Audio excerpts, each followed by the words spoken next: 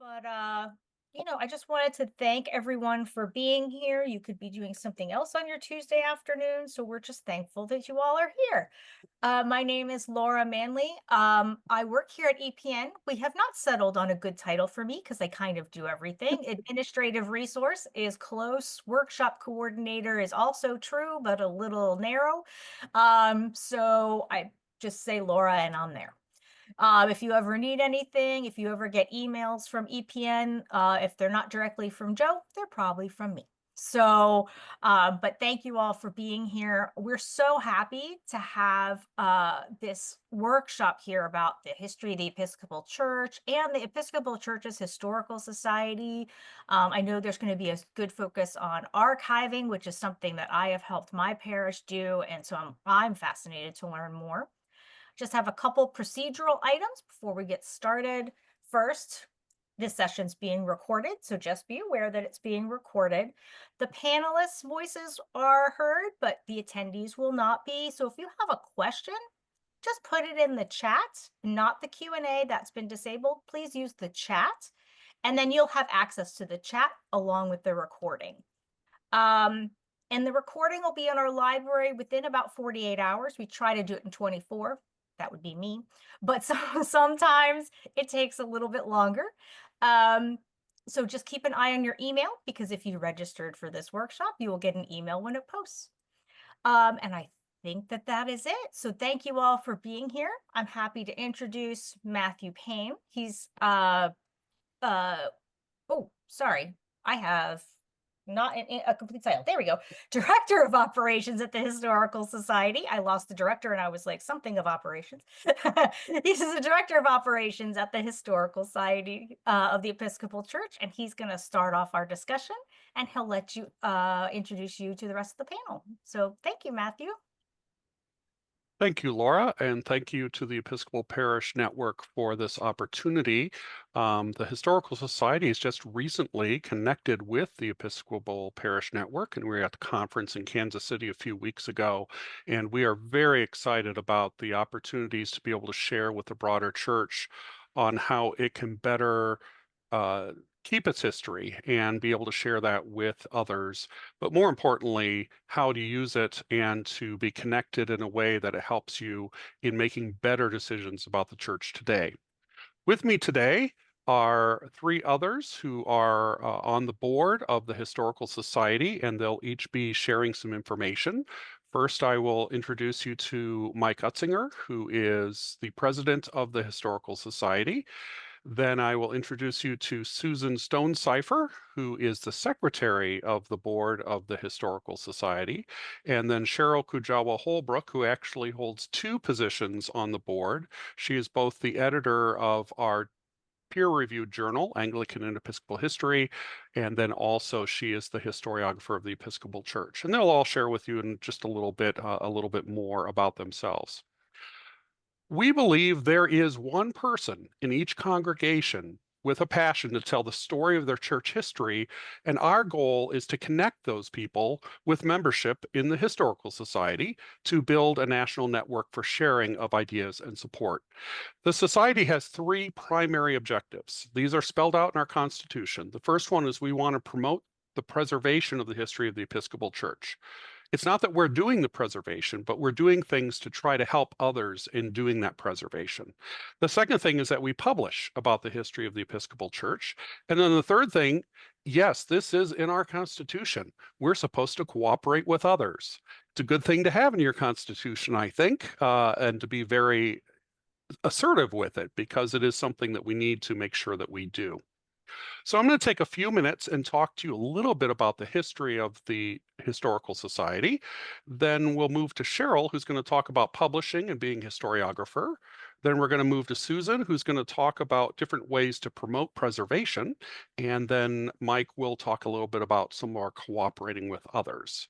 So I'm going to go ahead and share my screen, because when you talk about history and presentations, you always expect there to be some sort of PowerPoint. And sometimes they're good and sometimes they're not, and hopefully this time it will be. So this is a brief history of the Historical Society of the Episcopal Church, and it's one that I had some sabbatical time from my former position with the Diocese of Fond du Lac for 25 years as a diocesan administrator to have some sabbatical time. And I've researched a lot of the history of the Historical Society, and whenever you do research, you find out all sorts of little interesting things. I'm not going to spend a lot of time doing those, but there are a couple in this presentation, just so you know. The first thing is that the Historical Society was formed in 1910. It was formed as the Church Historical Society, and that was its name, even though it was about the Episcopal Church. And there was a concern of about 8 or 10 people that the history and the materials of the church were not being actively kept well. There were materials that were at the church house in New York. There were materials in Pennsylvania. But one of the things that happened in the late 1800s, early 1900s, and it's still happening today, is people would get things and they would put them up for sale. And there were people from outside the church that were buying our records. And so they wanted to try to stop that and try to help to navigate that. When we started, there were 80 members that started in the first year. Most of those folks were networked to those founders. And I always found it interesting. Our first lifetime member was Presiding Bishop Daniel Tuttle. And he became the first lifetime member. He paid $10 for the privilege in 1910. And he joined at the age of 73. And he got 10 years of use out of it before his death. And so it cost him $1 a year. Our lifetime fees are not that reasonable anymore. In 1913, the society actually incorporated in the Commonwealth of Pennsylvania, and our registered agent office is actually Christchurch, Philadelphia. That seemed to be historically an important thing to do. And so every year we make a phone call to them and ask them if they want to continue to do that, and they do. So that's how we have an official presence in Pennsylvania. We have all sorts of activities that we do. We've hosted meetings. Excuse me, they started hosting meetings and they would publish the proceedings of those meetings. And then the folks who were around then did a lot of advocacy for study of the history of the Episcopal Church. In 1932, the historical magazine of the Protestant Episcopal Church was founded, but not by the Historical Society. It was actually founded by those connected with the Historical Society working with General Convention, and there was a joint committee of General Convention that took over publishing this magazine. It was a joint project about 10 years later with the Historical Society formally and being involved. In 1940, the General Convention appointed the Historical Society to be the custodian of the archives of the Episcopal Church. And that was housed at Philadelphia Divinity School. And so the Historical Society had already gathered its own materials by 1940, and then it added to it those materials that the Episcopal Church had that it designated as its archives. Now, they were kept as two separate collections, but they were both managed by a gentleman by the name of Manross, who was the secretary for the Historical Society for 30 years, and he was also a professor at the Philadelphia Divinity School. And the way this happened was that the General Convention funded a block grant to the Historical Society to care for the archives and to support the journal publication.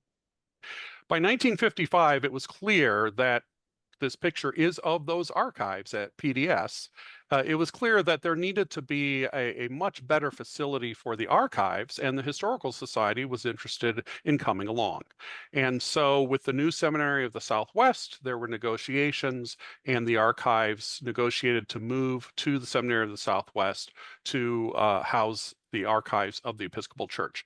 It took 3 full railroad cars to move all the material at that time.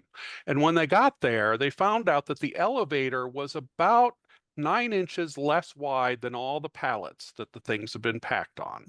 So they had to carry them up the stairs. They couldn't use the elevator.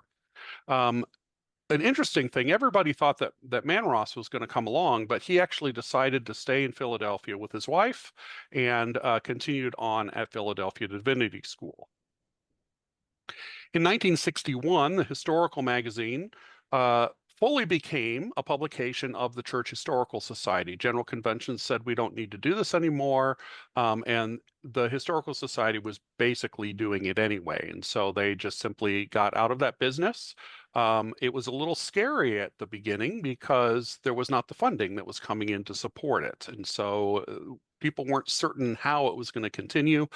They did have subscribers, but not really enough to support what they wanted to do. Jumping ahead to 1975, that's when the name changed. We got rid of the presumptuous Church Historical Society and became the Historical Society of the Episcopal Church. Now, one of the things to recognize is that the Historical Society is not part of the official Episcopal Church structure.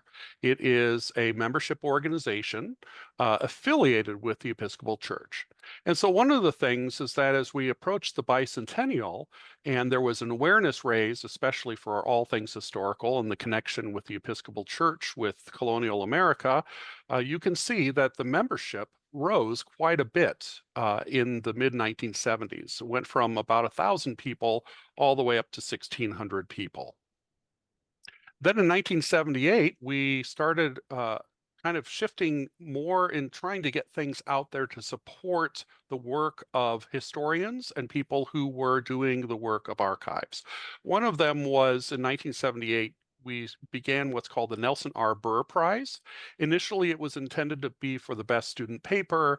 They found it was difficult to connect with students to get them to send in papers, and so then it pivoted and became the best article in Anglican and Episcopal history for the year. That prize continues on, and it comes along with a $600 award. In 1985, the Board of Archives were founded, which meant that the Historical Society was no longer the custodian of the archives. And so it became an official agency of the Episcopal Church. The Historical Society maintained its offices at that time with the archives, but as time would go on, it would separate a little bit more. It's always fully supported the archives. But another thing that happened was a couple of years later, the archivist, Nell Bellamy, sent a letter to the Historical Society and said, "We still have all your stuff sitting here. What do you want to do with it?"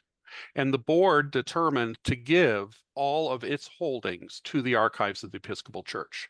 And at that time, that was about 40% of the holdings that were in that space. And so that was just simply given wholeheartedly over to the archives. Also in 1985, working with the leadership of the Episcopal Church, recognizing the importance of the Historical Society, there was an endowment that was established. The initial fundraising was done as part of the Episcopal Church, and some of you may remember not too long before that, there was the successful Venture and Mission campaign across the church. And they did this similar sort of approach as VIM did with a couple of different entities in the church, including the Historical Society. But really, what has made the difference for the Historical Society in doing its work, in addition to the members that are involved, is that William Wilson Manross, who was 30 years the secretary of the Episcopal Church, unbeknownst to the board, left a bequest of his estate to fund more of the endowment. In fact, actually, at that time, it funded about 85% of what that endowment was. And it's because of that, the Historical Society has been able to continue doing what it has done for all these years, but especially it provides the cushion we need to know that we can really put funding into things that otherwise we wouldn't be able to do.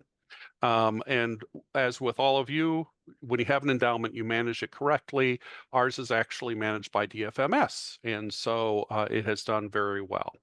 The other thing that happened in '87 is the Historical Magazine of the Protestant Episcopal Church, which is a terrible acronym. How do you say that? Peck. I mean, it just doesn't work. Became Anglican and Episcopal History to better reflect what the content was in that journal. In 1988, we established a grants program for research and other things that might apply. We've helped to fund conferences. We helped fund the Philadelphia 11 movie. There are different things, and that grant process is open to pretty much anything, but it targets primarily people who are doing research, maybe dissertation work, traveling to archives, those sorts of things. In 1993, we published a monograph series of 7 books. There were 9 originally planned, but only 7 got done. And some of you who've been around for a while might recognize some of these titles. And the intent was to do research in those areas that really were kind of a vacuum in the literature. And so some of these things were chosen partially because of the author's interest, but also because of looking in the literature that was there. There were some of these things that just were not very well done. In 2003, we became a partner with Virginia Theological Seminary to establish the African American Episcopal Historical Collection. And that collection continues to this day, just celebrated its 20th anniversary. And it is housed at the Bishop Payne Library on VTS campus.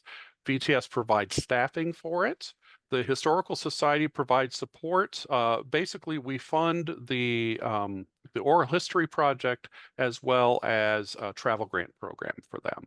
And so we're very happy about that partnership and that we continue to do it. In fact, we just renewed that we're going to continue to do it going forward.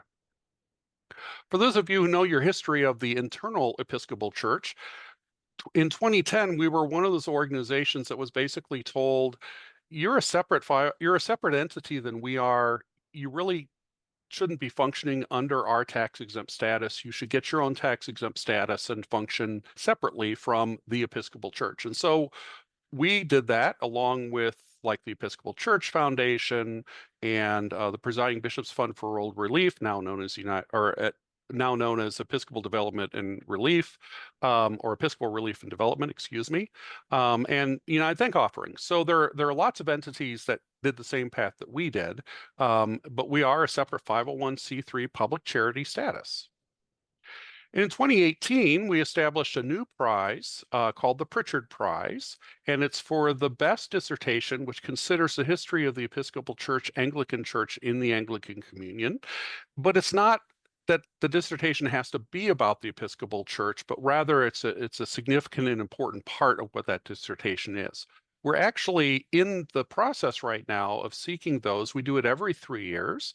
And it's named after Bob Pritchard, longtime president of the Historical Society. In fact, I think he was on the board since the 1973, if I remember correctly.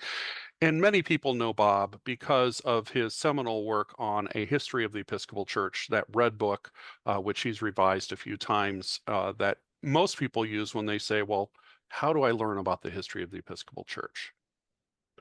The results of all of this work primarily are that we've had over 80,000 pages of the written or digital word since we began, most of which is still out there and available for use. We've also provided over $450,000 in grants, distributing it to support trips to archives, development of media, conferences that share knowledge. And this map, as I finish my time, shows you where our membership is located.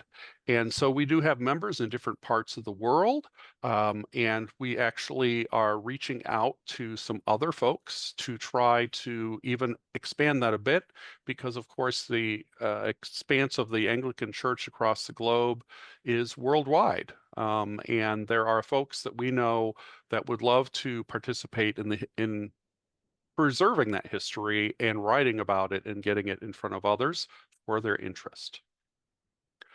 So that is the end of my presentation, and I need to stop the share here, and I'm going to hand the presentation over to Sheryl Kujawa-Holbrook. Sheryl, it's all yours.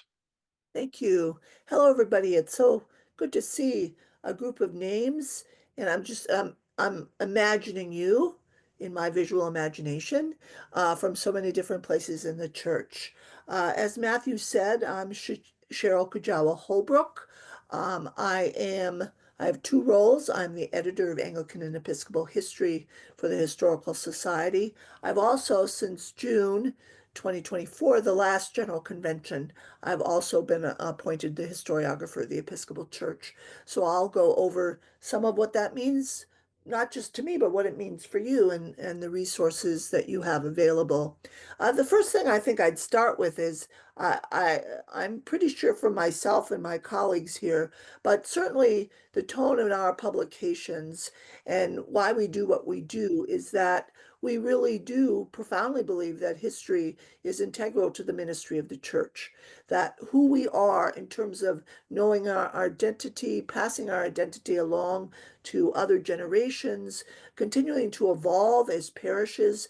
To develop our parishes, we need to look at our history. We need to look at those people in our past that were heroes, and we need to look at those leaders that were absolute disasters, and we need to see what that means for the present and for the future. So we're always on this historical continuum that to me is more of a spiral than progressive. We're always looking, to look forward, we need to look backward. And then we also need to look at the context. We need to look at the culture and the languages and the geography of the parishes and the people that we're involved with. So for me, my investment has always been through teaching Anglican and Episcopal history in seminaries, which has been for about over 40 years now, and to really show that our leadership in the church, laity and clergy, the importance of the discipline, and to help people be as excited about it as I am.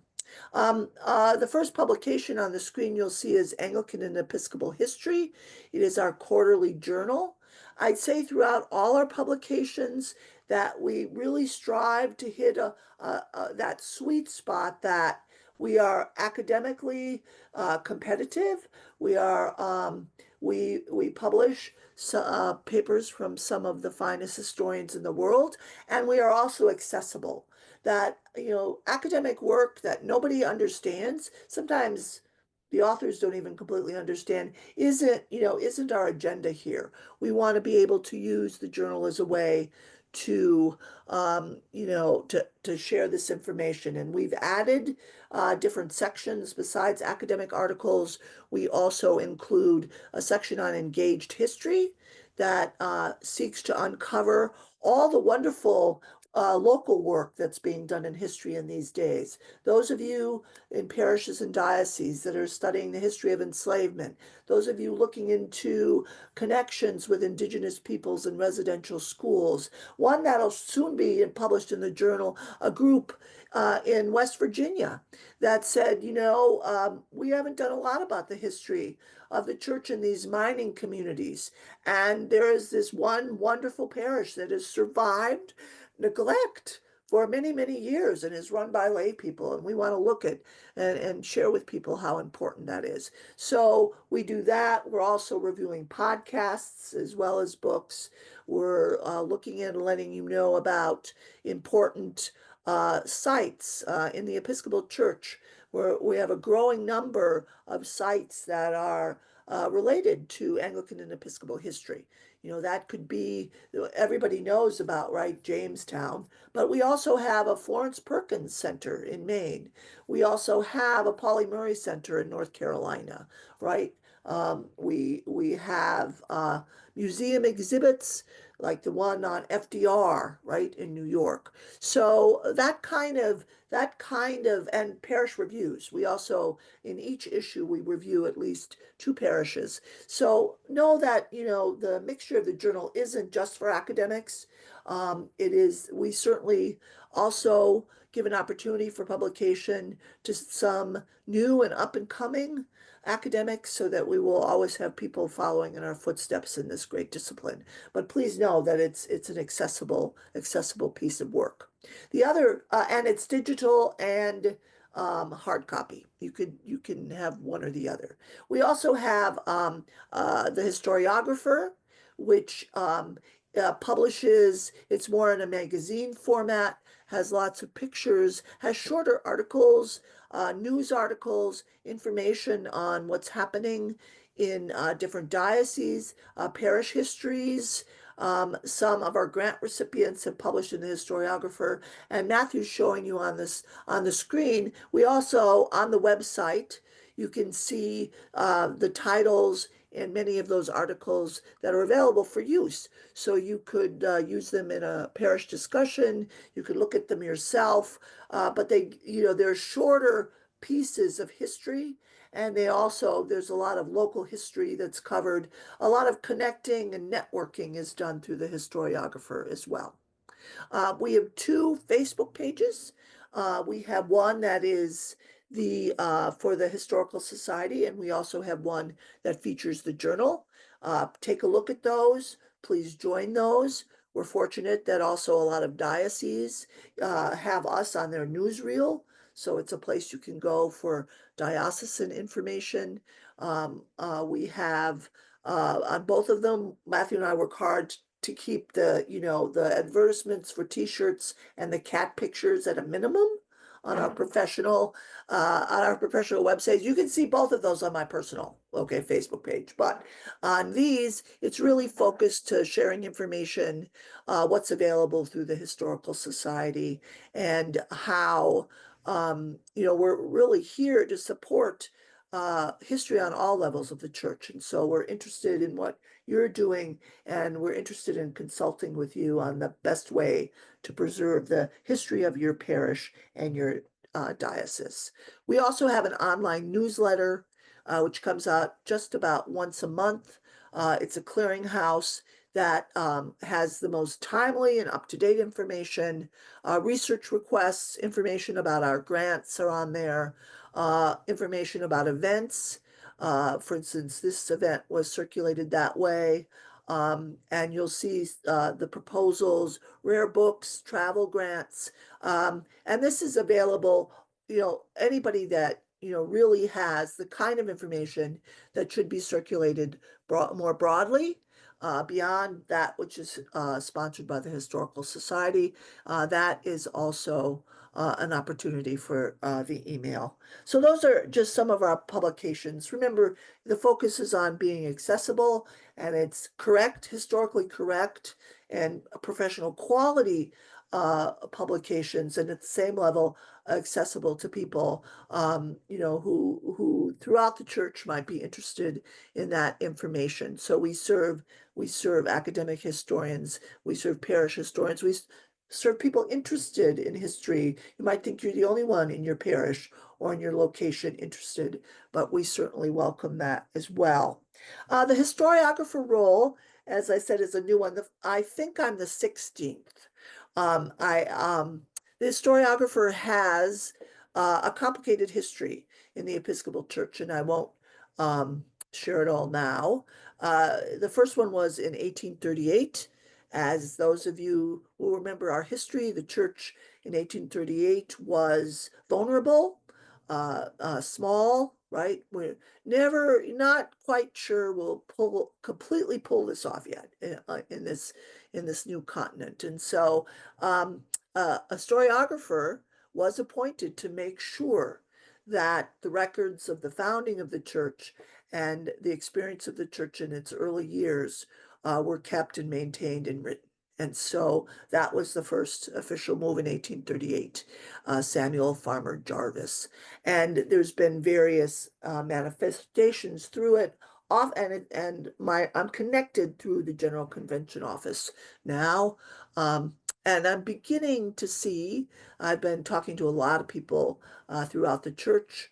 I relate to the archives and are on the archives board. But what I'm thinking this iteration is about, in terms of being historiographer, is about connectivity. It's a lot about what Bishop Rowe is talking about in the church now. We have resources to support history on all levels of the church. We have a lot of really qualified people. We know, for instance, there's opportunities in historic preservation. There's opportunities in digital archives, which is what a lot of your dioceses are turning towards, digitalization as a way to make their records more available. We also have our archives, which wants to continue to build on what they've been doing and be of service to the church. So I think my iteration or this iteration is about connectivity and about how we can devise simple systems and ways for people in parishes and individuals to access, the support for their historical projects. And so that's what it is going forward. Thank you. Thank you, Sheryl. And we are now going to move to Susan Stonecipher, who's going to be talking a little bit about promoting preservation and ways that we can preserve things. Absolutely. Now that the dog is not barking. Thank you all for coming today. I'm actually in Mount Pleasant, South Carolina, about to watch over the world's most adorable grandson. So hello, Polly's Island, just down the road. And I wanted to make certain, I wanted to follow up on some of the things that my two colleagues have talked about. First of all, if the grants and awards that are available through the Historical Society. And you know that there are general grant requests that are available. This is all available on HSEC, Historical Society of Episcopal Church.us, and under projects. So I encourage you, if you have a bent toward history or know anybody, that they look this over to see if there's something there where the Historical Society might be able to help in with your research, because then Sheryl would love to get things like that into the journal. But I also wanted to make certain that you knew again, this is the very quick version, the African American Episcopal Historical Collection at Virginia Theological Seminary, or the AAEHC at VTS, is a fabulous, wonderful resource. You might have in your community, you might have information, collections, aunts, uncles, cousins, sons, their collection of information about their lives as people of color in the Episcopal Church. This organization, this group at VTS, is doing a great job of managing this, collecting it, and promoting it. Again, back to what Matthew was saying, promoting this information. I am blessed to be on the advisory committee for grants and to be able to see some of the things that people come, they are given grants, people are given grants to come to VTS to use these resources. Papers of people near and dear to my heart from the Diocese of Washington, like Verna Dozier or John Walker, Bishop John Walker.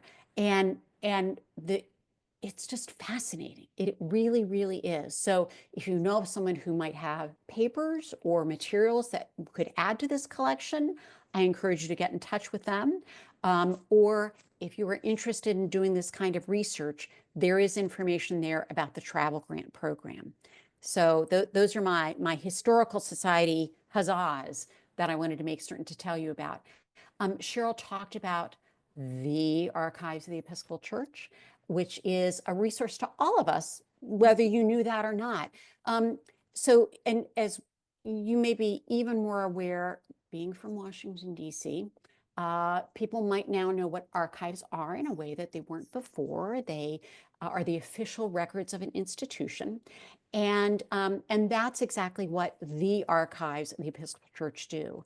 And so I encourage you to go to episcopalarchives.org and wander through their website, all kinds of interesting things. They too are trying to tell our stories. And in the almost 20 years that I've had the honor to be the historiographer / archivist for the Diocese of Washington, and I see lots of friends from many past conferences, so glad to see you all on here, that the archives really, one of the best things they do, if I had a nickel for every time I've referred people to them, if you go to their website, episcopalarchives.org, and they have a tab called Find Diocesan Resources. There you will find records management for congregations. Page 17 of records management for congregations. As I work with parishes who contact me all the time, we have all this stuff, we don't know what to do, boom. Page 17, it tells you what to keep, for how long, and what's even better is what items can be tossed. When I first started doing this, people would say, I have those little envelopes, people put their, yeah, we don't need to keep those. Those are adorable. We don't need to keep those. But one of the things that is really, really, really important, and again, in my 20 years, what all we've gone through, that you do need to keep some things, HR records, vestry minutes. I love me a good Google Drive. However, I strongly encourage your parishes to print out their vestry minutes and put them someplace that is weatherproof. I was talking to someone in the diocesan offices the other day, and I said something about, well, you know, floppy drives, blah, blah, blah, thumb drives. They said, oh, thumb drives. I learned about those in history class. I wasn't going gray fast enough. But anyway, so please think about this as you work with your parishes, as you work with your parish administrators, who we know really run the church most times. Help them by having this resource, page 17. And thinking about what Matthew was saying about sharing stories, you know, that we try to do with the Historical Society. How will you pique the interest of your congregation in history? Because, you know, not everyone is a history geek, as we all are. So putting up photos and going, yes, in the 80s, we really did have shoulder pads that big, or who are these people? The things to really get people talking about the previous history. Telling anecdotes about capital campaigns, because there wasn't room for these children that are crammed into these tiny rooms. And then the other thing that I encourage you, I've been working with many parishes in our diocese on their histories and how they were either affected racial relations or were affected with racial relations in the diocese. And it was interesting, even talking to parishes that were founded not even early 20th century, mid 20th century. And they said, oh, well, we weren't founded till 7. And I go, did you have a covenant on the property where your rectory was? Oh, I didn't think about that. And so that has been a real eye-opener to so many of our congregations. In Washington, not everyone is a native, as I am, and there's a lot of turnover, and that happens in parishes. Oh, everybody knew that so-and-so was the head of the altar guild and was like that. No, those people that started attending 2 weeks ago, they don't. So again, think about these stories. How are you going to tell them? How are you going to do great things with them? Because your church is a member of the community. What is it that they've done? How have they been impacted or impacted your community? And I think you'll have a fabulous time looking all this up. And again, my favorite, page 17 of that guide from the National Episcopal Archives, that will be a really great resource for you. So, all right, I'm going to let the president speak now.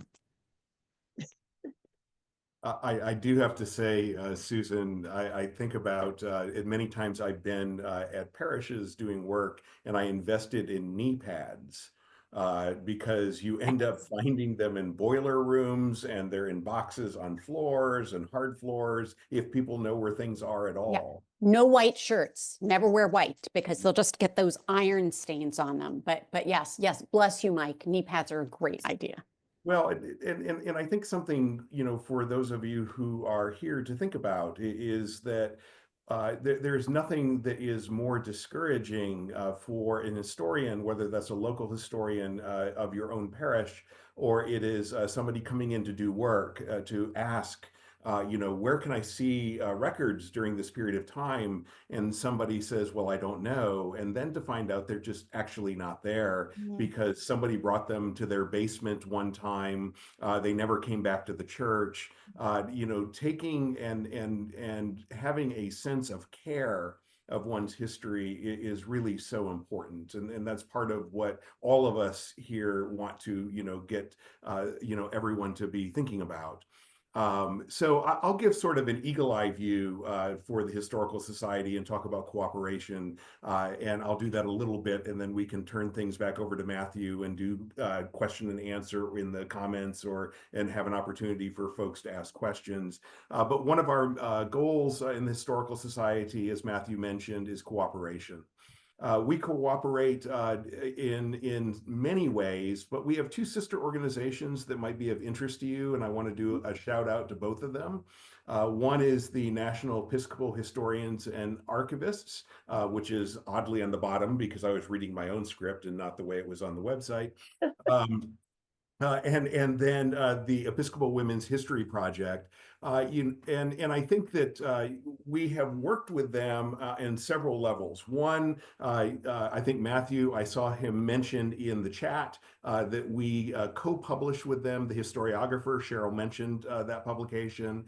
So that's a joint publication from 3 organizations. And they're really looking at history on a lot of different levels.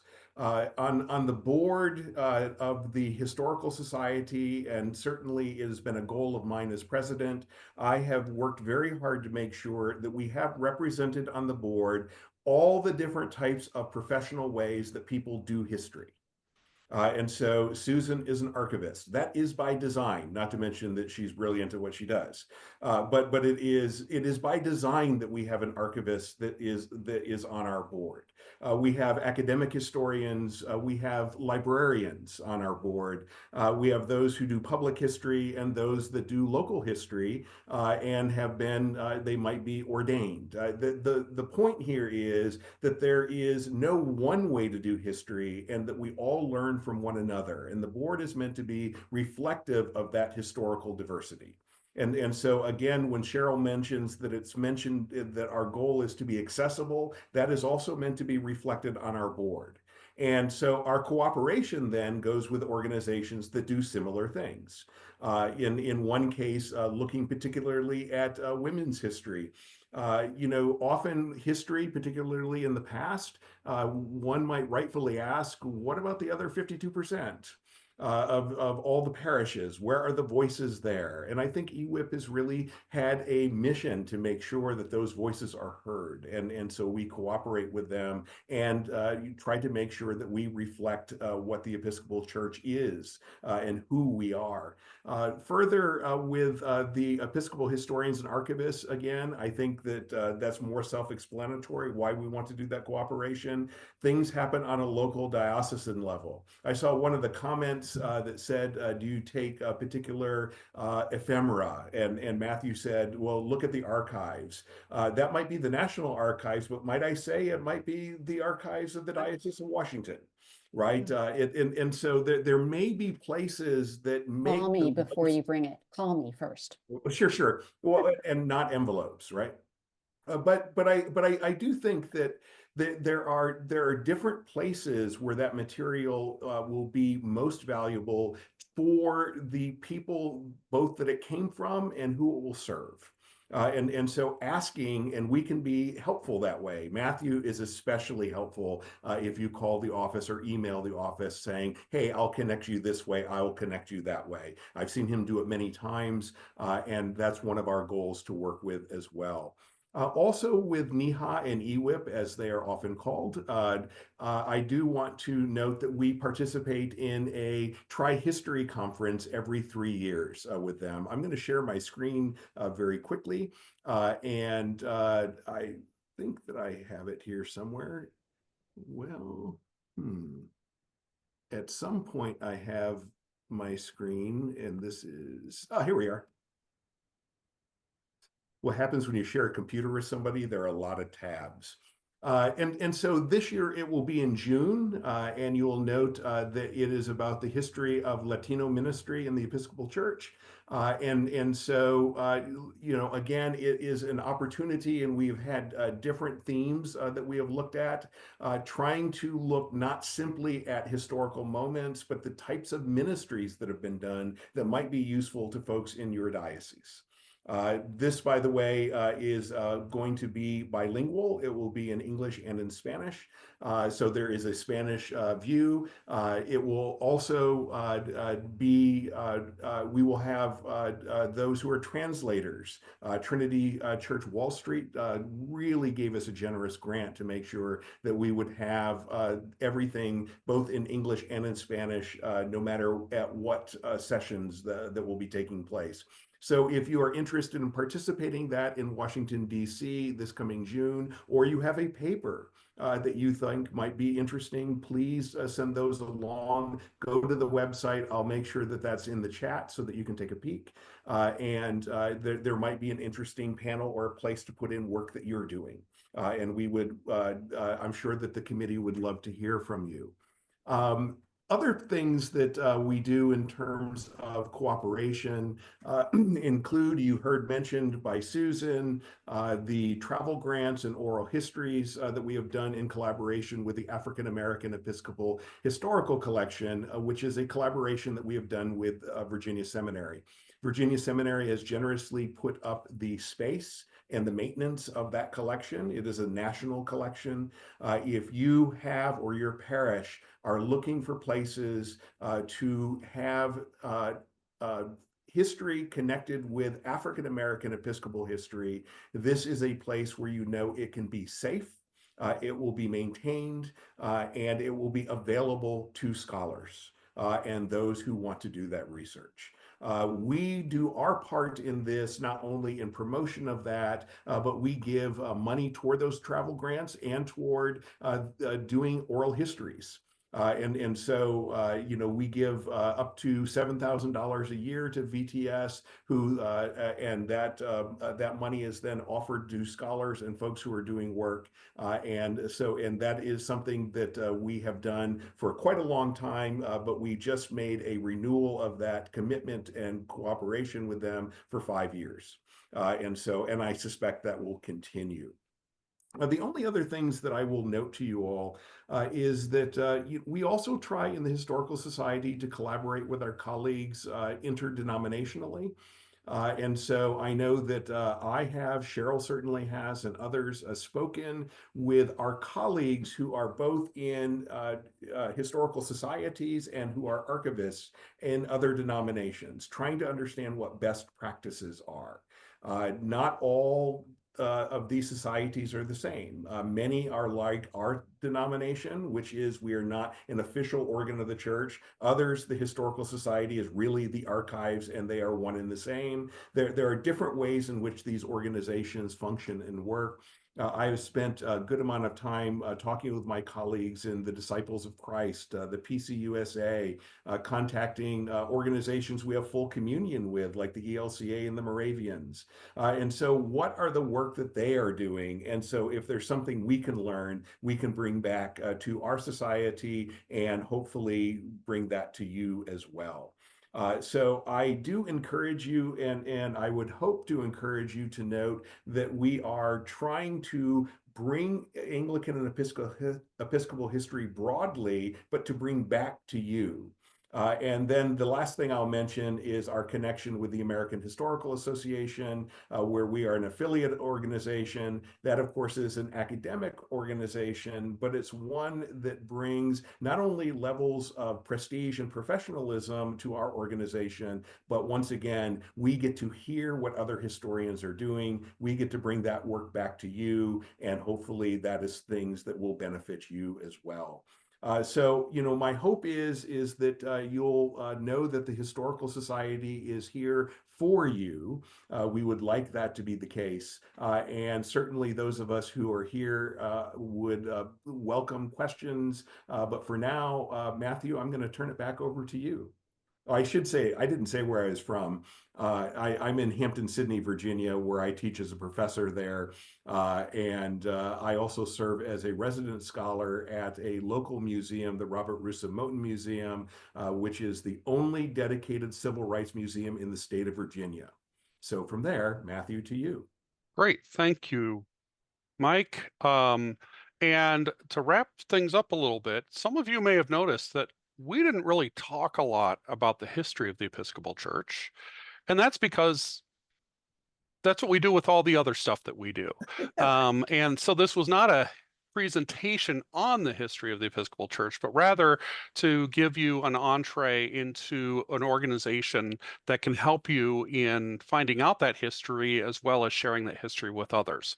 So I want you to know that if you go to our website and you click on the Join and Renew tab up on the top, and our website is hsec.us, and it's all over the place. You can find it easily.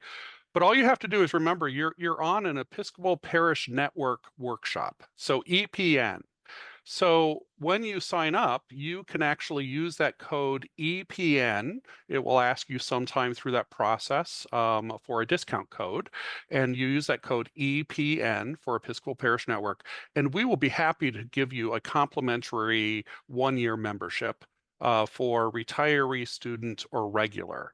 Now, if you want to join at a higher level, you can do that, and that discount code would actually discount the amount that you pay towards that. We do a lot of free memberships because we want to make sure people get in, because once people get in and they realize what there is available to them, then they continue on. So the last thing that I will say is that we are happy to assist you in any way that we can. When I get those emails or those phone calls, I don't ask if someone's a member when they ask me questions. I might ask them after they're done, but membership is not a requirement for us to fulfill our objectives and our purposes. And so, again, you can just visit the website and that information will be there as to how to contact me and those sorts of things. And as Mike said, if I can't help you, I will figure out who can. And I do a lot of referring to other folks. So if there are any more questions, I encourage you to put them into the chat. Thank you from Ellen, who has used our resources to develop their parish archives, and that they've been helpful. And again, I'm going to go ahead and put my email address in the chat, which is very hard to remember if you want to get directly to me, and it's mpayne@hsec.us. And the US is not United States, it means us. All right. So one question that's been answered twice is, can you find grants for helping you do some of the simple things, such as digitizing your records or photos? Well, there's actually 2 answers to that. The first answer is that yes, you can find grants, but you really have to start asking around. The local historical society, your local librarian, sometimes there are organizations in town that will do that. But you basically just have to start asking around, see if who has money. But really, the second answer is more important. Check in with your librarian, ask them if they know any archivists. And a lot of times they may have access to equipment that you can use. And so you can develop a relationship and you can perhaps get to use it for free, just you providing the labor. And that happens in a lot of these things. So please do reach out to folks and ask them those questions. Thank you.